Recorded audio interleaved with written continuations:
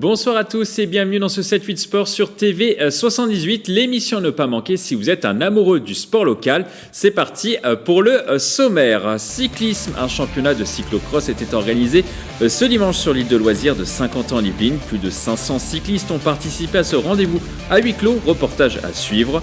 Golf, coup de projecteur sur la National Golf Week, un rendez-vous sur la petite balle blanche qui sera organisé du 1er au 3 avril au Golf National de Saint-Quentin-en-Yvelines, avec au programme un salon, des compétitions et des démonstrations. L'un des organisateurs, Charles-Henri Bachelier, sera avec nous dans quelques instants. Voile, Louis Burton et Bureau Vallée ont officiellement racheté le bateau L'Occitane en Provence d'Armel Tripon pour plus de 4 millions d'euros. Un IMOCA dernière génération avec Foll qui a terminé 11e du dernier Vendée Globe. La réaction de Louis Burton dans cette émission. L'actualité sportive, c'est maintenant sur TV 78.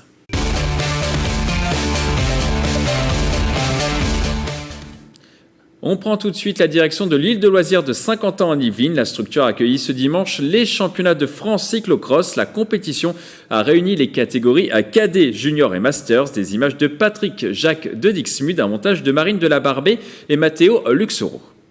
La Fédération française de cyclisme a réussi son pari. Les championnats de France cadets, juniors et masters ont pu se tenir ce dimanche 21 février sur l'île de loisirs de Saint-Quentin-en-Yvelines, malgré le contexte sanitaire et l'annulation de la plupart des courses en France. Quand on a compris qu'on ne pourrait pas le faire tenir en même temps que le championnat de France élite qui était tout début janvier à Pontchâteau, et on avait pris l'engagement de vraiment tout faire pour essayer d'organiser un championnat. C'est avec beaucoup de bonheur qu'on a reçu l'autorisation de la préfecture il y a 8 jours pour pouvoir tenir effectivement ce championnat. L'événement s'est tenu à huis clos avec un protocole sanitaire. Une jauge maximale de 500 personnes en simultané était également mise en place. Des règles strictes qui n'ont pas contrarié les 550 coureurs venus des 4 coins de la France. Les cyclistes présents n'ont pas boudé leur plaisir de recourir après cette saison de cyclocross bouleversée. J'ai pas fait un cross de la saison, parce que ça a été compliqué et c'est vrai que là, ça va être la seule. C'est la seule compétition pour l'instant à laquelle on a eu droit, donc voilà, c'était un objectif de l'année, ça a été annulé, reporté, donc on est au rendez-vous. Ce que je garderai, c'est simplement quand les jeunes hier passaient à côté de moi le long de la ligne. Simplement le fait de dire merci et sourire, on avait déjà gagné notre week-end. Sur le plan sportif, ces 550 coureurs ont dû se dépasser pour atteindre leurs objectifs. Une boucle de 2,7 km autour du centre équestre de l'île de loisirs avait été imaginée. Il aborde vraiment tout ce qui est dans cette discipline. Vous avez de la technique, vous avez des parties roulantes, vous avez des parties où il faut de la force, il faut connaître la trajectoire, vous avez des parties où il faut porter le vélo. Ici, sur l'île de loisirs de Saint-Quentin, on est vraiment sur le territoire du cyclocross. Vu le succès rencontré par cet événement malgré la crise sanitaire, les organisateurs espèrent désormais organiser un championnat de France élite de cyclocross à l'horizon 2024. Le territoire de Saint-Quentin-en-Yvelines va accueillir un autre rendez-vous. Ce sera au mois d'avril au Golf National de Saint-Quentin-en-Yvelines. Le site va accueillir une National Golf Week du 1er au 3 avril. Pour nous parler de ce rendez-vous inédit, nous avons avec nous par visio l'un des organisateurs, Charles-Henri Bachelier. Bonsoir. Bonsoir. Alors déjà, première question, qu'est-ce que la National Golf Week ? Expliquez-nous. Alors, la National Golf Week, c'est la volonté de deux passionnés de golf et d'événementiel, Antoine Robin et moi, de faire un produit qui plaise à tous les golfeurs, qui soit un rendez-vous qui lie toutes les dimensions du jeu, avec un tournoi professionnel en association, c'est-à-dire un pro et un amateur, mais surtout les meilleurs joueurs français. Et on a eu la possibilité de faire cet événement au Golf National grâce à Pascal Grisot, qui était le Monsieur Ryder Cup, que vous avez bien suivi à l'époque avec TV78 et qui est le nouveau président de la Fédération française de golf, récemment élu, et qui veut insuffler au golf un nouveau souffle, s'axer sur les jeunes, montrer que c'est un sport extraordinaire, que ce soit pour des questions de développement, de soi, de santé, également de plaisir, parce que c'est un jeu, ce n'est pas qu'un sport sur lequel on peut vraiment s'amuser, d'où le tournoi pro qui sera donc en place au moment de cet événement, qui sera un six-play, c'est-à-dire au lieu d'être le sacro-saint jeu en stroke sur 18 trous et plusieurs journées, ce sera un match play sur 6 trous, le 1, le 2, le 15, le 16, le 17 et le 18, les 6 plus beaux trous de l'Albatros, ce parcours mythique où a eu lieu la Ryder Cup. Et dans le cadre de cet événement, donc, il y aura les meilleurs joueurs français qui vont se retrouver, s'affronter. On va également avoir la chance dans cet événement d'avoir des conférences, des moments où les professionnels vont être disponibles pour leurs fans, pour leur montrer ce qu'ils savent faire le mieux, pour leur répondre à leurs questions, pour faire des selfies ou des dédicaces. Il y aura également des practices pour essayer toutes les nouveautés et également une partie exposition où on pourra voir toutes les nouveautés du marché du golf. Et c'est plutôt pour les spécialistes du golf ou c'est vraiment grand public ? Alors, c'est justement l'objectif de cet événement, c'est que c'est fait pour tout le monde. Voilà, c'est fait pour ceux qui sont des absolus fans, qui veulent venir voir les grands champions. C'est fait pour ceux qui veulent juste se dire mais ça fait longtemps que j'avais envie de passer la porte, j'osais pas aller tout seul dans un golf. Là, il y aura les équipes de la fédération et de tous les gestionnaires de parcours français qui seront là pour accueillir les débutants, les néophytes qui ont envie de s'y mettre. Il y aura aussi pour ceux qui sont ni des fous, ni des débutants, enfin ni des fous de jeux de golf, donc des passionnés absolus, ni des débutants. Donc 95% des golfeurs français. Il y aura également tout ce qui leur permettra d'améliorer leur jeu, de pouvoir prévoir des voyages, de pouvoir prévoir d'aller découvrir de nouveaux parcours ailleurs en France, de pouvoir trouver de nouveaux équipements, de pouvoir trouver un partenaire de tournoi. Voilà. Tout ce qui peut faire qu'ils vivront plus intensément le golf. L'objectif, c'est vraiment de démocratiser le golf, hein, c'est bien ça ?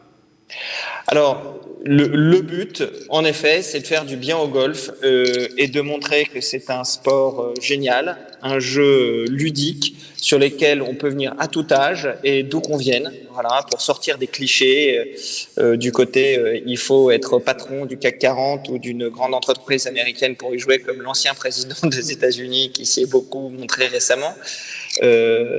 Voilà, donc oui, le golf est un sport démocratique, fait pour tous. Il y a plus de 700 installations parcours 18 trous, 9 trous practice en France, à peu près 736 je crois, si les derniers chiffres que j'ai sont bons.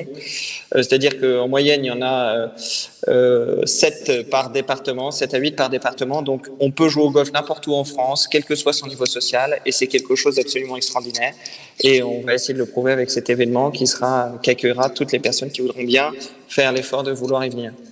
Il y avait ce salon du golf à Mantes-la-Jolie ces dernières années. Est-ce que le fait que ça soit sur le golf national, hôte de la dernière Ryder Cup en 2018, est-ce que ça apporte encore peut-être un peu plus de poids peut-être à l'événement ?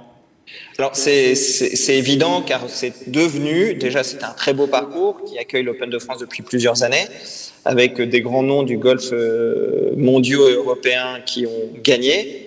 Mais en plus, depuis le passage de la Ryder Cup et l'extraordinaire fête populaire que ça a été, et le golf national a pris une autre dimension, et c'est une chance inouïe de pouvoir le faire dans ce lieu-là, car c'est la Fédération française de golf, sous l'impulsion de son nouveau président, qui a décidé de mettre le golf national et les équipes de la Fédération du golf national au service d'un événement qui se veut fédérateur et qui veut faire du bien au golf français. Voilà. Si je comprends et en bien, plus, ça reste dans les Yvelines, donc c'est quand même super, non ? Si je comprends bien, c'est bien Pascal Grisot qui est venu vous chercher, c'est ça ?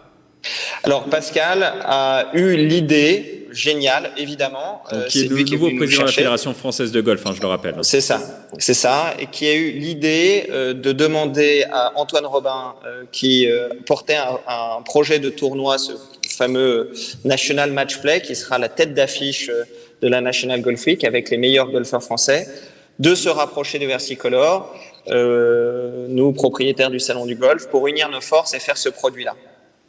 Alors, vous pensez attirer combien de personnes sur cet événement ? On ne sait pas encore si les jauges seront adaptées ou pas. Est-ce que vous comptez attirer beaucoup de personnes ? Avec attention votre sujet précédent, à 500 personnes jour pour la jauge, l'événement n'a pas de sens à être tenu.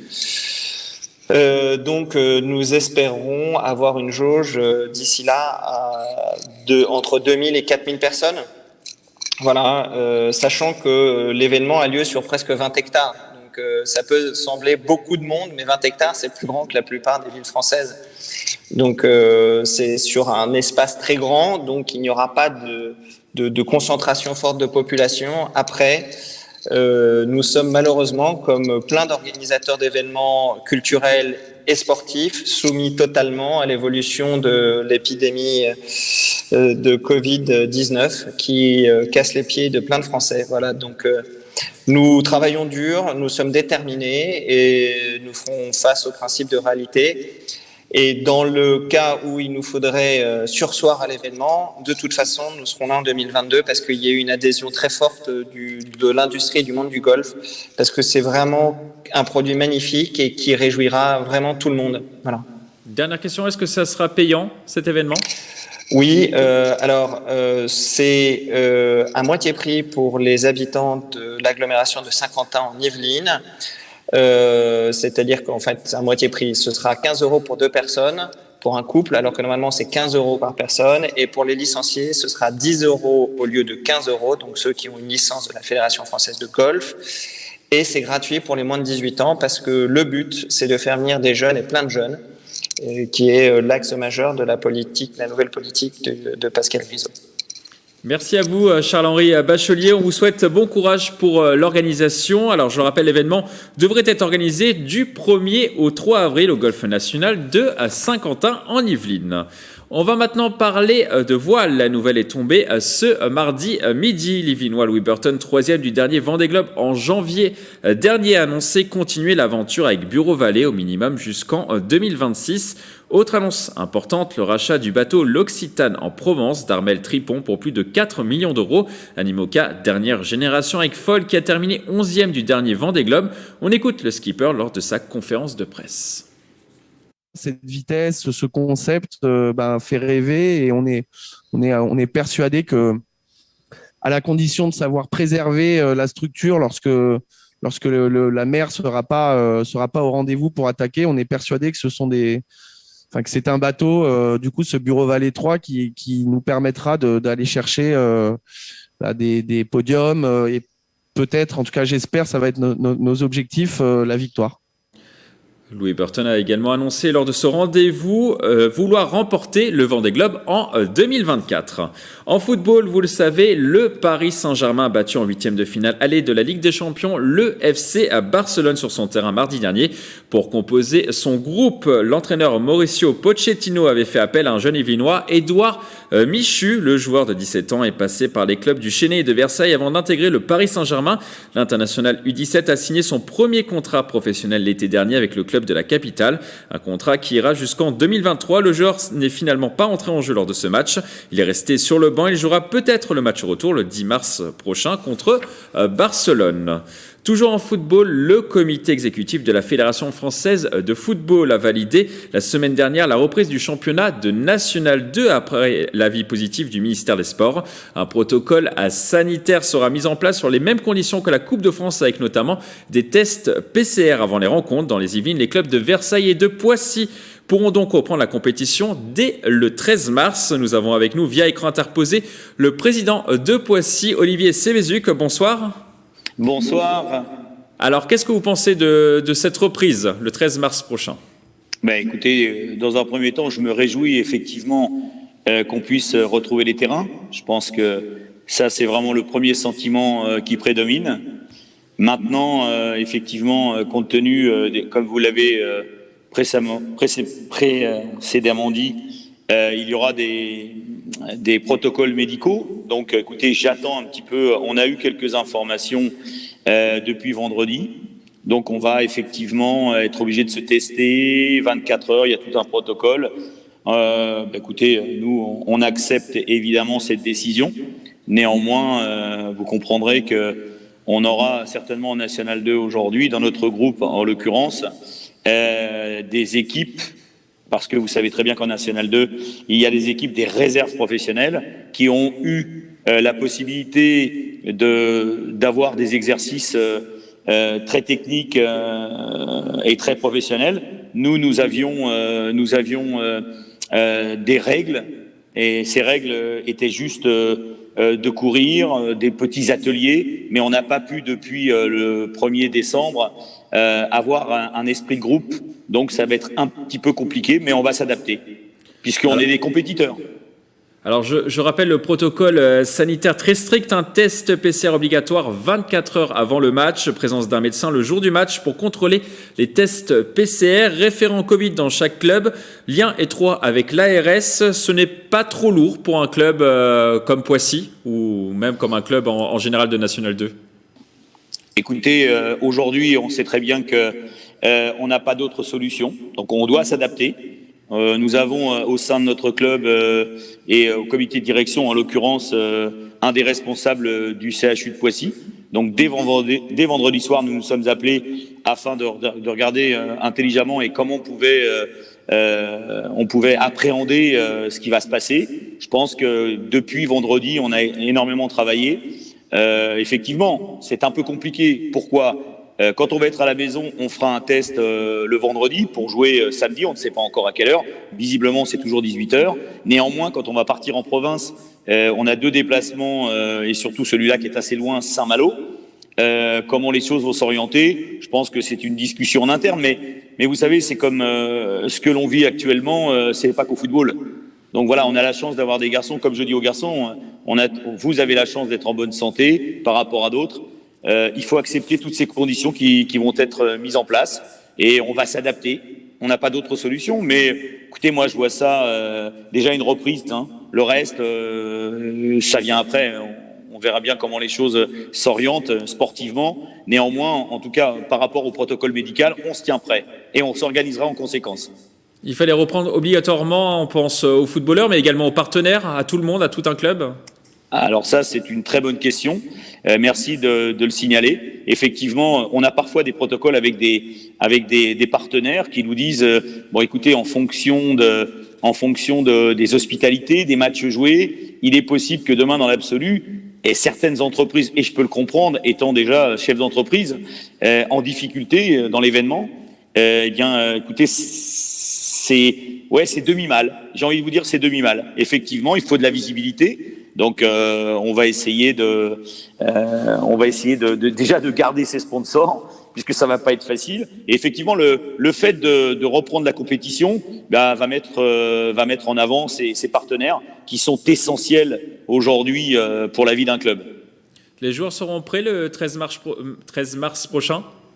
Écoutez, très honnêtement, je me réjouis et je remercie d'ailleurs le préfet et monsieur le maire Carl Olive qui nous ont permis dès le 1er décembre de pouvoir bénéficier des infrastructures.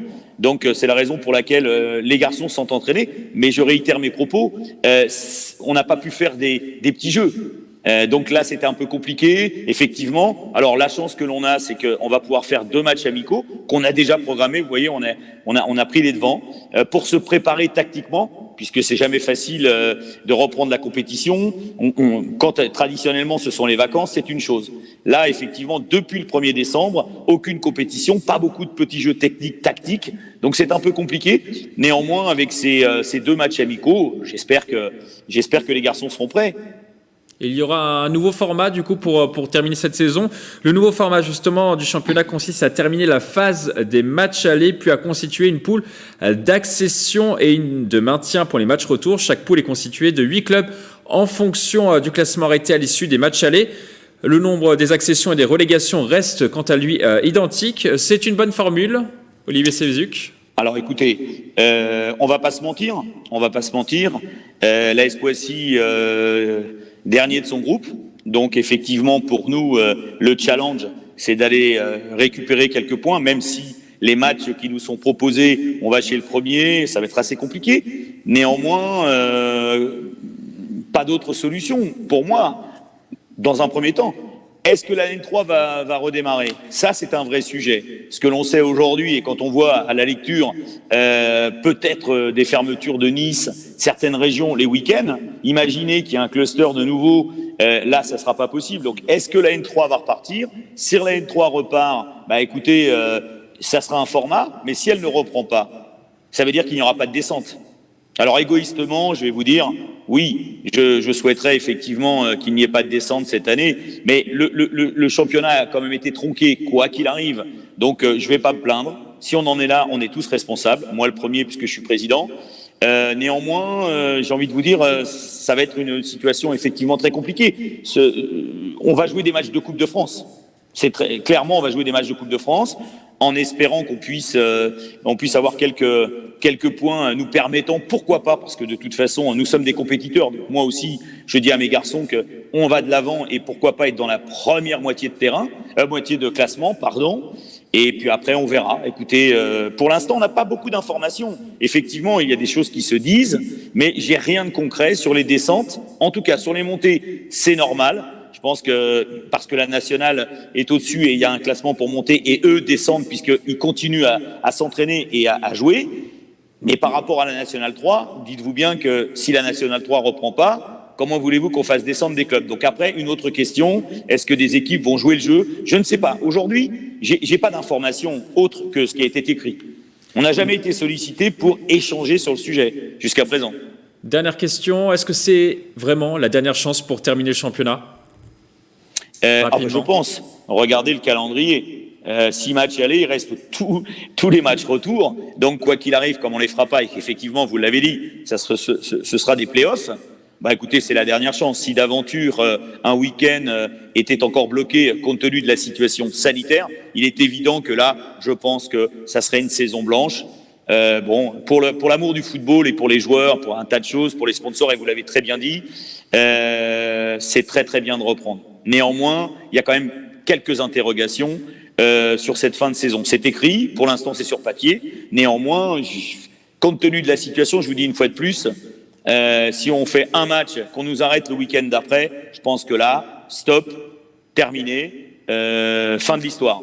Et on repartira sur une saison, je l'espère pour tout le monde. Vous savez, ce qui nous importe à tous, et vous le premier, c'est que la santé revienne et qu'on reprenne le monde d'avant, même si les choses changeront certainement après ce Covid. Merci Olivier Sévézuc d'être intervenu dans cette émission. On sera évidemment présent pour la reprise du championnat à Poissy. Ce sera donc le 13 mars prochain. À noter dans vos agendas, il y aura du volleyball ce week-end dans le championnat élite. Le club de Conflans-Andrézy Jouy se déplacera sur le terrain de Marseille pour le compte de la 6e journée du championnat élite. La rencontre est programmée salle Valier dans le 4e arrondissement de la cité phocéenne. Conflans espère pouvoir jouer cette rencontre. L'équipe était à l'arrêt forcé ces dernières semaines à cause de cas de Covid-19. Cette rencontre est importante pour les Yvelinois pour terminer dans le haut du classement. Ils sont pour l'instant 6e. On termine ce magazine par un petit défi, celui de Thomas Bjorn, le Danois capitaine de l'équipe européenne pendant la dernière Ryder Cup en 2018 à 50 ans. Livin s'est amusé avec un club, une balle et une tasse chez lui. Le golfeur vainqueur dans les Yvelines n'a rien perdu de son talent et de sa précision. Regardez.